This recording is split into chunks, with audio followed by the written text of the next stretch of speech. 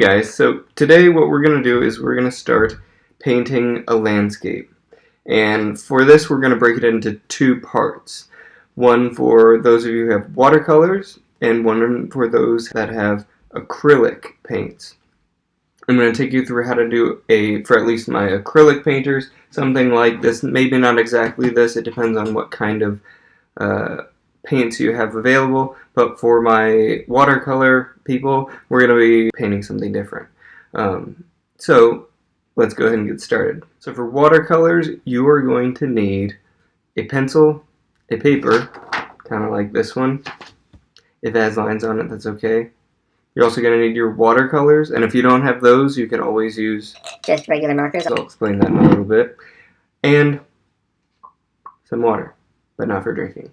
To begin, we are going to be needing our pencil and paper, and for my older students, you're going to want to keep in mind that we're going to be drawing our foreground, middle ground, and background, and so my younger students, you will be maybe not including all those things, but you'll also need to keep in mind the horizon line, and that goes for older students too, is that your horizon line goes in your background, and it's a line that goes mostly from one side of the paper to the other. It doesn't stop partway, it keeps going. So I'm going to start with that, and then once we have our background in place, then we can start putting things in our foreground. But if you wanted to start with the foreground, if you were an older student, you could always do that too.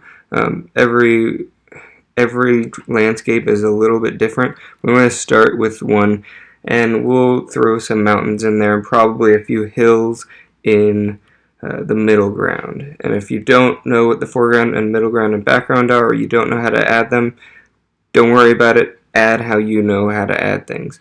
And also, you're going to want to make sure that if you have any objects, they're not sitting on the very bottom of your paper. You're going to want to make sure that they're sitting up on a hill, or I guess higher up on your page. So let's go ahead and get started.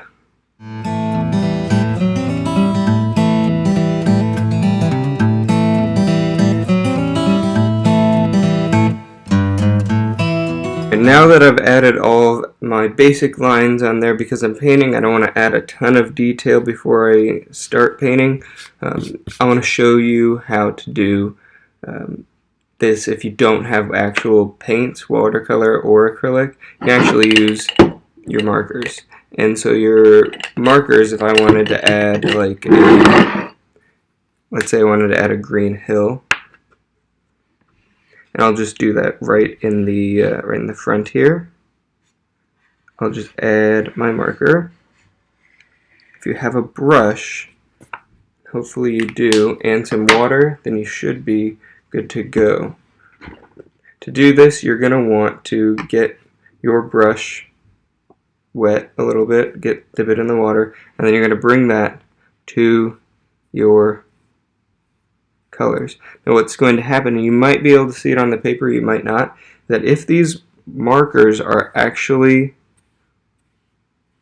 water, like they say these are washable, then you'll actually be able to move the marker ink around the paper.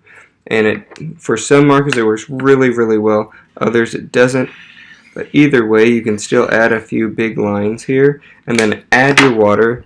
Careful not to add too much water that it rips through your paper.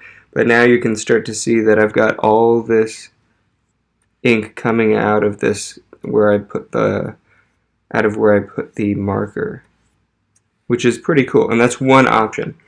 However, if you have watercolors, then you're ready to go, and you don't need the markers. So I've got two watercolor sets. I will use this one for today. And remember that all you have to do to make watercolors work is simply add water to the block of watercolor. So add it to the color that you want, and then I'm going to go back with that dark green. I like to add dark in the front and then get lighter as you go back. Tends to be how it looks in real life when you are. I'll add this to it, and it actually blends in really nicely.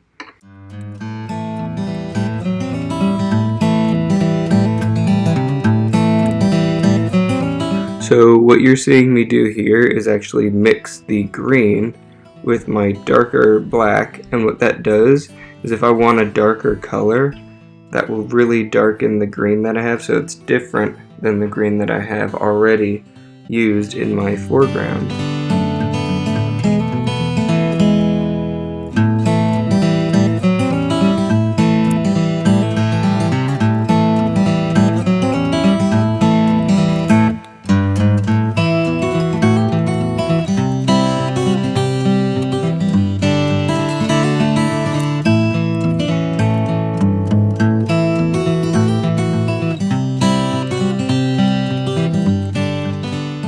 Alright, so now I'm all finished with my watercolor. If you'd like to go in now, I guess mine's still drying, but if you'd like to go in after it's done drying and add in some details with a black marker, you are welcome to do that, especially the places that I'm thinking about outlining, just to make it divide a little better between the layers and between the foreground, middle ground, and background.